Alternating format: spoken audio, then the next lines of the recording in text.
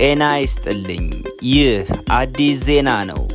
ዓለም ትንፋሿን ውጣ ወደ መካከለኛው ምስራቅ እያየች ነው።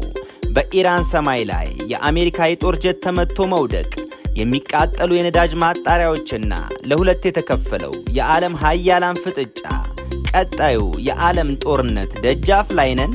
ዛሬ ሚያዝያ 3 ቀን 2026 እንደ አውሮፓውያን አቆጣጠር በመካከለኛው ምስራቅ የተከሰቱ ድንገተኛና አስፈሪ ክስተቶችን ይዘንላችሁ ቀርበናል። ይከታተሉን።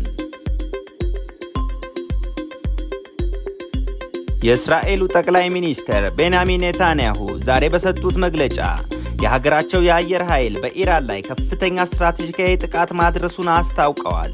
እንደ ኔታንያሁ ገለጻ በዚህ ጥቃት የኢራን 70% የሚሆነው የብረት ምርታማነት አቅም ወድመዋል።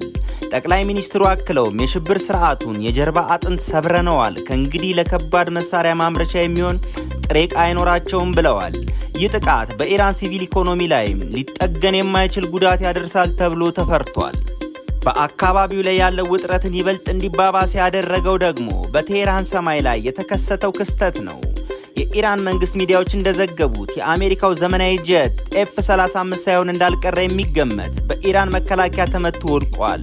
ፔንታጎን እስካሁን የፓይለቱን ሁኔታ በተመለከተ ይፋዊ መግለጫ ባይሰጥም ኢራን ግን ፓይለቱን በቁጥጥር ስር ለዋለ ታላቅ ሽልማት ሰጣለሁ በማለት አዋጅ አውጥታለች። በኢራን ምድር ላይ በአሁኑ ሰዓት ከፍተኛ የፓይለት ፍለጋ አደን እየተካሄደ ይገኛል። ጦርነቱ በእስራኤልና ኢራን መካከል ብቻ አልተገደበም። ዛሬ በደረሰ የድሮንና የሚሳኤል ጥቃት በኩዌት የሚገኝ ትልቅ ነዳጅ ማጣሪያ በእሳት እየጋየ ይገኛል።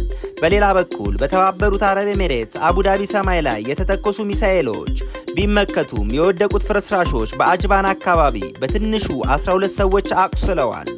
ይህም ቀጠናው ወደ አጠቃላይ ጦርነት እያመራ መሆኑ ትልቅ ማሳያ ሆኗል። ይህ የጦርነት ነበልባል የዓለምን ገበያ እያቃጠለ ነው። የሆርሙዝ ወሽመጥ በመዘጋቱ ምክንያት የነዳጅ ዋጋ በአንድ ቀን ውስጥ ብቻ የ13% ጭማሪ አሳይቷል። ፕሬዚዳንት ትራምፕ ወሽመጡን በኃይል አስከፍተን ነዳጁን እንወስዳለን ቢሉም የፈረንሳዩ ማክሮንና የደቡብ ኮሪያው ሊ ጄሚዩንግ የዲፕሎማሲ መፍትሄ ለመፈለግ እየተሯሯጡ ነው። የዓለም ምግብ ድርጅት ፋኦ በበኩሉ የነዳጅና የማዳበሪያ እጥረት የዓለምን የምግብ ዋጋ ወደ ከፍተኛ ደረጃ ሰቅሎታል ሲል አስጠንቅቋል። በመጨረሻም የጸጥታው ስጋት በሃይማኖታዊ ሥነ ሥርዓቶች ላይ ጥላውን አጥልተዋል። በዱባይና በመላው ኤሚሬትስ የሚገኙ የካቶሊክ አብያተ ክርስቲያኖች የፊታችን እሁድ የሚከበረው የትንሣኤ ፋሲካ በዓል መርሃ ግብሮችን በሙሉ ሰርዘዋል። ምዕመናን በቤታቸው ውስጥ በኢንተርኔት እንዲከታተሉ የተገለጸ ሲሆን ይህም በታሪክ ታይቶ የማይታወቅ የደህንነት ጥንቃቄ ተደርጎ ተወስዷል። ውጥረቱ በየሰዓቱ እየጨመረ ነው። በነገው ዕለትስ ምን ይከሰት ይሆን?